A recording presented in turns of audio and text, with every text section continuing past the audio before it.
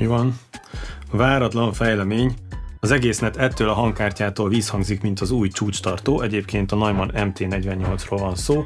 Erre kiderül, hogy de inkább mutatom. Látjátok?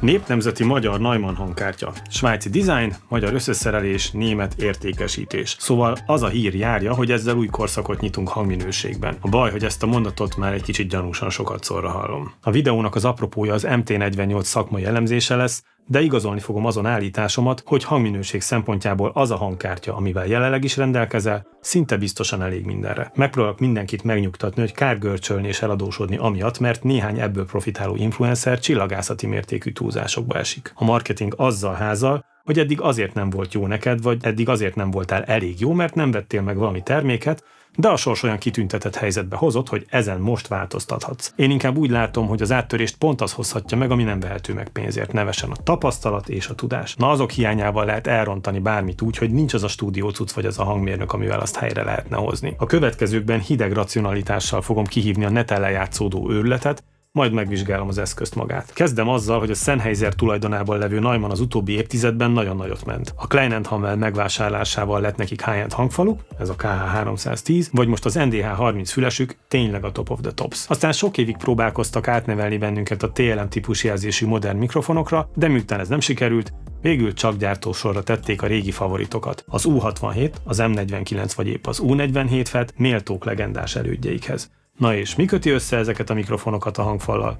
Hát manapság leginkább egy hangkártya. Ezen okból megvásárolták a Merging Technologies nevű céget, vették az Anubis nevű hangkártyájukat, azt átnevezték, csináltak pár módosítást, agresszíven leáraszták, és ezzel be is zárult a kör. Megvan a teljes felvételi lánc. Nagyon helyesen tették. Ekkor jön az őrület, a Sennheiser marketing csapatának csak hátra kellett dőlnie, és végignéznie, ahogy a YouTube és a fórumok önjelöltjei piedesztára emelik a már eddig is létező hardvert. A fő állítás a hangminőségből származó előny. Én most egy hazai kommenten mutatom be a jelenséget, de ez a világon mindenütt így ment. Azért azt tegyük hozzá, hogy ez egy merging fejlesztés, ami ég és föld hangzás egy UART-hoz képest, és mergingből egy 16 be és 16 ki interfész 2,5 MFT. A 2,5 millió forint nem egy minőséget leíró paraméter, hanem azt az összeget jelöli, amely felett egy adott jószág tulajdonjoga megváltható. Az, hogy valamit egy neves gyártó csinál, nem jelenti automatikusan azt, hogy egy termékük jó, ahogy azt se, hogy rajtuk kívül más nem rúghat labdába. Ezeket az érveket akár el is lehetne hagyni, de akkor jöjjön az érzékletes hasonlat. Ha mondjuk egy Apollo X és az MT48 közötti különbséget az ég és föld párhuzammal vonjuk meg, akkor milyen nyelvi eszközünk marad egy alaplapi hangkártya és az MT48 közötti különbségre? Ezek a konverterek szétalázzák az UART. Abszolút mastering szint. Jaja, néhány barátom lecserélte az Apollóját Anubisra, és azt mondták, hogy össze lehet hasonlítani. Az Apollók úgy szóltak, mint a vízipisztoly.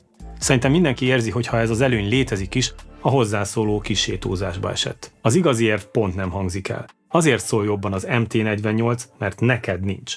Valahogy igazolni kell azt a körülbelül 2000 eurós kiadást, ha a jó hangkártya tized annyiért is elérhető.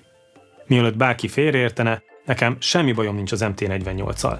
Nekem azokkal van bajom, akik teljesítmény helyett a pénztárcájukkal flexelnek, és őket is csak azért hívom tetemre, hogy a többség ne stresszelje magát miattuk. Közben míg ezeket mondom, mindenki vegyen elő papírt és írószert. Az MT48 egy nagyon jó hangkártya a saját előnyeivel és hátrányaival, de amiben kiemelkedik a mezőnyből, az nem az, hogy mindent leszól. Az ég és föld különbség minősítést most rögtön tisztába tesszük, és akkor mindenki maga eldönti, hogy ez mit jelent. Ha tudni szeretnéd, hogy a hangkártyád mennyire jó, mennyire bízhatsz benne, akkor arra van egy roppant egyszerű módszer. Felveszed a saját hangját, és ha eltérés van az eredeti és az újra felvett anyag között, akkor ott az AD vagy DA átalakítás hagy maga után kívánnivalót. Annyit kell tenned mindössze, hogy simán csak bedugod a kimenetet a bemenetbe, akármilyen kábellel.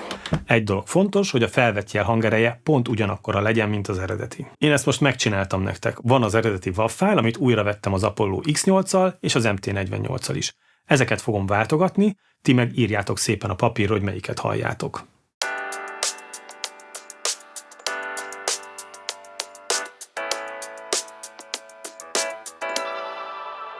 How do I deal with what I'm feeling? Maybe I just don't. What you're doing, I'm in ruins, all alone. I'm all alone. I didn't have a cup of coffee. Go to a field, pick up some strawberries, then maybe let's fall in love. Sit and have a cup of coffee, let's go to a restaurant. To a film, to a film, to a film, to a film, to a film, to a film, pick up some strawberries, then maybe let's fall in love. Sit and have a cup of coffee, let's go to a restaurant. To a film, pick up some strawberries, then maybe let's fall in love. Then maybe let's fall in love. Elárulom, hogy ha ezt még úgy 10-szer megismétlitek, akkor sem fogtok diffit hallani, de ha valaki mégis azt állítja, hogy hall, én azt is készséggel elhiszem, de akkor annyit legalább elértem, hogy komoly pofával ne lehessen azt mondani, hogy ég és föld a különbség. A felvételeimen hallani, hogy az Apollo elkeni a hangot és torz. Az Anubis egyértelműen mastering szint. Az Apollo, hát annyira nem. Itt meg valami zavar keletkezett az erőben. Az MT-48 közepei nem elég ütősek, nekem kicsit laposan szól, meg mosolygós a freki menete. Az RMA Adi 2.4 Pro közepei sokkal feszesebbek, tisztábban és ütősebben szól, jó? Oké, tehát megtudtuk, hogy mesés paraméterek jellemzik az MT-48-at, amit az ezzel dobálózók tapasztalatom szerint nem feltétlenül értenek, úgyhogy kísérletet teszek ezek elmagyarázására. Kezdjük ezzel. 78 decibel gaint tud a mikrofon előerősítő, tehát ennyivel tud hangosítani egy mikrofont. Kérdés, ez most sok? A Mackie DLZ kreátor pultja 80 decibel erősítést tud a mikrofonokra. A Rupert Neve Design Portico 511, ami a jelen kedvenc preampem pedig 72 decibelt. Feltételezem, senkit nem kell meggyőznöm sem arról, hogy a három közül nem a Mackie a legjobb, ahogy arról sem, hogy az 511-es ne tudna felerősíteni eléggé bármilyen mikrofont. Na most ez a hangkártyának a mikrofon előfok része, és ezt érdemes különvenni a konverterektől. Személy szerint nem vagyok nagy híve az Apollo mikrofon előfokoknak, és az MT-48 sem győzött meg. A mikrofon előfok tipikusan az az eszköz, amelynél nem elsődleges szempont a transzparencia vagy a linearitás, hanem szeretjük kreatív kifejező eszközként használni. A Neve 1073-ról talán sokan hallottatok már, a számokban, mért értékekben mindenhogy le van maradva az MT-48 preampjától, mégis mindenkinek azt tetszik. Én mondjuk ahhoz a táborhoz tartozom, akik előnyben részesítik, ha a primér előerősítő kicsit semlegesebb. Az ízlésem közelebb áll az SSL kártyák preampjához, és bár sportszerűtlen említeni, de a legjobbnak e tekintetben magasan a 88 M-et gondolom. Ugyanakkor lehet, hogy mégsem. Világos az is, hogy az árat nem a tetszésünkhöz igazítják, hanem a 136 decibel dinamikához, mely eléréséhez kell az anyag és a mérnöki bravúr is. Az érvelésemhez kiragadnék még további paramétereket. Az MT-48 specifikáció a kimenetre 123 dB a dinamika. Az Apollo X16 erre 133 decibel, és ez a 10 dB előnye az X16-nak, főleg ebben a tartományban tetemes. És itt a lényeg. Higgyétek el nekem, ember nem hallja ezt a különbséget. Én nem bánom, ha a mérnökök végletesen törekszenek a tökéletességre, de ettől ti még ne kezdjetek el szorongani, ha a hangkártyátok csak 126 decibel dinamikát tud. Mindenre elég lesz, amit csak el tudtok képzelni. Bemenetek terén az MT-48 138,5 decibel dinamikát képes kezelni, ami tényleg le a kalappal. Már csak az a kérdés, minek van ekkora dinamikája. A mikrofon bemeneten is tud 136 dB-t, és a gyártó a saját TLM-103-as mikrofonját hozza példának, ami tényleg nagyon különlegesnek számít abból a szempontból, hogy 138 decibel dinamikát átvisz. Nagy kár, hogy az én hangom botrányosan rosszul szól benne. A kedvenc M49-em mindössze 125 decibelre képes, de ide a rozsdásbökőt, hogy nincs élő ember, aki a TLM-103-at jobbnak hallaná. Amondó vagyok, hogy ha egy kártya tud 120 decibelt a bemeneten, akkor az minden igényt ki fog elégíteni. Azt akarom kihozni ebből az egészből, hogy ezek a mai hangkártyák annyira bitangjók, hogy a számháborúzás legfeljebb a marketingesek fegyvereibe jól lőszernek. A célközönség szerintem nem is igazán érti, mik ezek a számok. Mondok erre is példát. Az MT-48 kimeneti harmonikus torzítása 3/10,000%. Az Apollo X16-nál ugyanez 37 milliómod százalék. Tehát egy nagyságrend diffi az Apollo javára, és erről kellene elhinnem, hogy az MT-48 hangja ég és föld, mert valaki úgy érzi. Az előbb megidézett THD-t, vagyis harmonikus torzítást úgy képzeljétek el, hogy a tiszta jelhez kvázi hozzákeveritek a torzjelet kisebb hangerővel. Ha a torzjel nagyságrenddel halkabb a tisztához képest, akkor nem fogjátok torznak hallani a hangot, mert a fületek kimaszkolja. Viszonyításképp legyen itt, hogy az 1/1000% THD érték azt jelenti, hogy a torzult jel a hasznos jel hangerejéhez képest 100 decibellel halkabban jelentkezik. Ez az 1/1000%, nem a 3/10 000. Aki pedig emiatt aggódna, elmondom, hogy amíg ezeket a mondatokat mondtam, egy rendkívül kellemetlen zajt raktam a hangom alá, -80 decibellel halkabban. Kizárt, hogy bárkinek feltűnt volna. És ha 1000-es THD-t se fog senki meghallani, mi értelme van licitálni a többi nullával? Gondolom értitek. Ja igen, min is hallgatjátok? A Kali LP6-os hangfal THD-je 94 decibelen 3%, az -30 decibel, ami elég jelentős. A Neumann NDH30, ami most a kedvenc fülesem, 0,03%, azaz -70 decibel.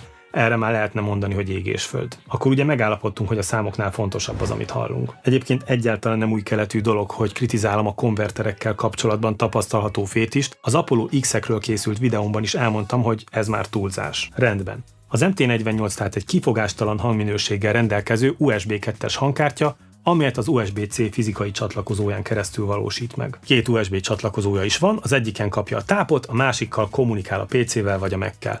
Van rajta kibekapcsoló gomb, ami nagyon hasznos. Apropó kibekapcsolás. A hangkártya bebútolása szokatlanul hosszú, körülbelül 1 perc. A firmware update tempójára ugyanez igaz, nem mértem meg, de tippre úgy 10 percet biztos igénybe vett. Az installálás sem volt zökkenőmentes, a Mac nem akarta felismerni, már rég a troubleshoot oldalakat néztem, amikor egyszer csak magától felvillant az ikó, hogy megvan. A kártya masszív fémházba került, amit én termékfotók alapján nem ilyennek gondoltam. A valóságban a színe nem a szokásos Neumann ezüst, hanem ilyen sárgás-vöröses. A gombok ezzel azonos színű gumiból vannak. Mellé rakom a KMS 105-öt, hogy lássátok a különbséget. Érdekes újítás, hogy van egy nagy érintő kijelzője, ami segítségével számítógép nélkül is elérhető minden funkciója. Ez nagyszerű lenne, de nekem kifejezetten csalódás volt. A kijelző lassan reagál, bizonytalan, sokszor nehezen veszi be az érintést. Például itt a bal oldalon látható fédert körülbelül fele arányban nem sikerül megfogni. De ez ügyben ne hallgassatok rám, én már a Korg Triton érintő képernyőjét se szerettem. Érezni akarom az ujjammal, hogy azt a valamit most már megfogtam, vagy még nem. A nagy tárcsa lapos, én jobban szeretem, hogyha valami jobban megfogható, de ez is ízlés dolga. MIDI-t a GPIO nevű jackkel lehet hozzáadni, de ehhez TRS-DIN fordítókábelek kellenek, melyek nincsenek benne az árban, opcionálisan vásárolhatók meg. A hátoldalon találunk 2 TRS XLR kombó bemenetet mikrofonnak és hangszernek, az előlapon pedig további 2 analóg bemenetet, ami nagy impedanciás és vonali lehet. Nagyon úgy fest, hogy sem a hátsó, sem az első bemenetekről nem iktatható ki a beépített előerősítő. Specifikációban és tulajdonságra is ugyanazok. Ez pont ugyanaz a probléma, mint az asztali Apollóknál. A rekkes Apollók viszont nem ilyenek. Ott az előfokok konkrétan fizikailag kiiktathatók a jelútból. Íme. Azt gondolom, hogy emiatt sem az MT48, sem az Apollo Twin-ek, sem az X4 nem alkalmas külső preampek bekötésére, mert az, hogy a hang mindenképp keresztül megy a beépített előfokon, a dolog lényegét veszi el. Az MT48-as egyértelműen nem ilyen workflowhoz való. Szerintem arra gondoltak, hogy ez egy elég jó általános ilyen semmilyen hangú preamp, ami nagyjából mindenre jó, de semmiben nem kiemelkedő, és az ezt használó rétegnek nem kenyere a külső preampekkel való szandolgatást, ami szerintem teljesen oké. Az MT48-nak összesen tehát 4 analóg bemenete van. A hátoldalon látható a 2 XLR főkimenet és további 2 független analóg kimenet is, melyek akár plusz 24 dB-ra is kalibrálhatók. Tehát elbír az outboardokkal, lehet rá profi analóg kompit, EQ-t, stb. Kötni. Az előlapon találunk további 2 fejhallgató kimenetet, amelyek nem csak hangerőben térhetnek el, hanem önálló arányokat lehet rajtuk beállítani. Ez tehát összesen 8 analóg kimenet. A fejhallgató kimenetek impedanciája mindössze 35 000 ohm, ez szerintem rekord a hangkártyáknál, tehát minden fülessel remekül megy. A kimeneti szint a gyári plusz 8 dBu-ról átállítható plusz 16 dBu-ra, ha nagy impedanciás kisérzékenységű fejhallgatót kell vele hajtani. Érdekes funkció, én dedikált füles erősítőn sem találkoztam ilyennel. Viszont tud egy sokkal érdekesebbet, crossfeedet a 2 oldal között. Mert ugye a valóságban nincs olyan, hogy a bal fül semmit nem hall abból, amit a jobb. Ami a minőséget illeti, én ezt nem hallom jobbnak, se hangosabbnak, mint mondjuk az Apollo X8-as füles kimenetét, de pláne a dedikált füles erősítőmnél. A hátoldalon van egy AS67-es csatlakozó. Ez egy digitális közeg, mely révén hangot lehet hagyományos ethernetes hálózaton továbbítani, mely ebben az esetben a Ravenna protokoll. Ez egy jó jelzés arra, hogy kinek szánják a hangkártyát, lévén a recording és home stúdiókban egyáltalán nem terjedt el. A Neumannnak viszont vannak ilyen csatlakozójú hangfalai, és merging konverterekkel is bővíthető a rendszer. De ez benneteket nem érint. Ami viszont érinthet, hogy a cucc IP protokollon keresztül távvezérelhető egy hétköznapi böngészőből, ami meg de pláne menő, hogy támogatja a PoE Plus-t. Emellé van egy pár adatkibe csatlakozó, és itt a hangsúly az egy páron van. Ezeken ugye 8 digitális audiójel mehet befelé és 8 kifelé, de mivel nem tud muxolni, ezért nagyobb mintavételi frekiken feleződnek a csatornák. A 180 000 forintos Focusrite Scarlett 18i20-on például ezért van ebből 2 pár. Az adatcsati optikai SPD formátumra is kapcsolható, maximum 96 kHz-es frekvencián. További csatornákkal bővítés aránytalanul költséges és korlátozott. Ebben a kérdésben körökkel rosszabb akár a klarettektől, vagy az Apollóktól, vagy akár az eremektől. Az előlapon van még egy talkback mikrofon, amivel a zenészeket lehet utasítani, és amelyet ezzel a gombbal lehet működésbe hozni. A hangját is továbbítja a zenei szoftverünk felé, tehát felvehető mondjuk Scratch Audio-nak, plusz egy bemenet. Ez pedig itt a mute gomb, amivel a hangfalat lehet elnémítani. Az alján van egy 3/8-as menet, amivel mikrofonálványra szerelhető, ez nekem nagyon tetszik. Az MT48-nak van egy kezelő szoftvere, mely tükrözi a hangkártyán levő kijelzőn látottakat, és ugyanazok állíthatók is. A szintmérők esetén tök jó, hogy testre szabhatók, de használatuk így is nehézkes, mert mind a hardveren, mind a szoftveren rendkívül lomhák. A monitor funkciók sajnos érintőképernyősök, nincs dedikált hardware gombjuk, a dim és monogomb kimondottan azok, amiket odanézés és keresgetés nélkül izomreflexből akarunk elérni. Az MT48 4 mixet tud készíteni a bemenetekből, melyek ezekkel a gombokkal hívhatók elő. Jó feature viszont, hogy el tudja menteni a komplett beállítást, és azokat vissza is lehet hívni. Ezek az úgynevezett snapshotok. Említésre méltó még, hogy maximum 32 bemenetet és 16 kimenetet kezel, melyekbe a fizikai bemeneteken túl a számítógép felől érkező csatornák is beleszámítanak. Ezek száma azonban magasabb sample réteken feleződik. A roundtrip, tehát a kimenettől bemenetig késése a kártyának 48 kHz-en 236 minta, 32-es buffer méret mellett, ez 4,9 millisekundum, ami teljesen normális, semmi extra, és én a hangkártyák között nem látok ebben érdemi különbséget. Ez a hangkártya latency dolog egy borzasztóan felfújt lufi, és a zenészek túlnyomó többsége teljesen rosszul informált. Mivel a téma bonyolult, úgy döntöttem, hogy egy külön videóban fogom tárgyalni. Addig is legyen itt annyi, hogy a DSP támogatás nagyon el kell, ugyanis az effektív tapasztalható késés nem a számítógépet teljesítményén, és nem a hangkártya késésén múlik, és ez akkor is így van, ha 100 000 másik ember állítja ennek az ellenkezőjét. Mondom, következő videó. Az MT48 rendelkezik egyéb érdekes képességgel is, például minden fizikai bemenetnek van hangszínszabályzó és dinamika pluginje, és egy send az engetőnek. Így lehet például behívni az EQ-t, és így lehet vele egerészni. Kiválasztom a frekvenciát. Igen, ezt már sokkal jobb gombbal kezelni. A dinamika modult így lehet bekapcsolni, amiben van gate és kompresszor, meg limiter is. Én mondjuk a gate helyett bármikor expandert kérnék, de ne legyünk elégedetlenek. Ezek megfelelő minőségűek, de semmi extra, nem akarjátok őket az Apollók DSP effektjeihez hasonlítani. Ezeket kimondottan monitorozáshoz, illetve élő produkciókhoz, például podcastok hangjának kordában tartásához javaslom, keveréshez már kevésbé. Ezt leszámítva nagyon hasznosak, mert függetlenek a rendszer késésétől, mindig pontosan lehet velük feljátszani, de itt véget is ér a dolog. Ha mégis kell a hangjuk, az engetőt kivéve fel lehet venni a processzált csatornákat is. Ezek a DSP ketyerék szeretnek rendesen melegedni, és az MT48 se kivétel. Az egész kaszni már kellemetlenül meleg, beleértve ezt a nagy tekerőt is. Kimondottan jól jön, hogy gumiborítja oldalt, mert biztos fogás mellett hőszigetel is. Amúgy van benne egy ventilátor, amely alapból alacsony fokozaton semmi zajt nem ad ki, tényleg.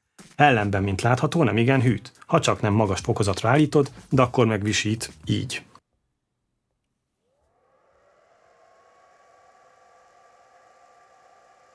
Összességében az MT48 egy abszolút felső kategóriás hangkártya, amelyben a hangminőség az árhoz tartozó kötelező szint, nincs feljebb, ez a vége. Amiben ez a kártya jó, hogy semmiben nem hagy kívánnivalót maga után, már ami a hangzást és a specifikációt illeti. Mondjuk fülre nem szól jobban, mint egy Claret vagy Ereme, de jobb a mikrofon előfoka azokénál. Nem jobb a konvertere, mint az Apollo rekkeknek, viszont a DSP szolgáltatásokban elmarad. Az egyértelműen kijelenthető, hogy ez úgy szól, mint amit eddig még nem hallottunk, nagyon messze van a valóságtól. Azt kell megérteni, hogy ezeknek az eszközöknek a létjogosultságát épp az adja, hogy mindenki másképp zenél, és ez más munkamódszert, más szempontokat jelent, teljesen értelmetlen ráerőszakolni másra a mi igazságunkat. Nekem például nagyon kellenek a Universal DSP pluginje és a sok csatorna, ezért nagyon nem én vagyok a célközönség. Míg például, ha valaki utazik, külső helyszínen akar hangot hibátlan minőségben felvenni, és nincs Thunderboltja, akkor például neki ez lehet az ideális választás. Egyértelmű, hogy ez a feature kombináció nem létezik más eszközben, ezért mindenképp jó, hogy van, és az is jó lenne, ha sikeres lenne,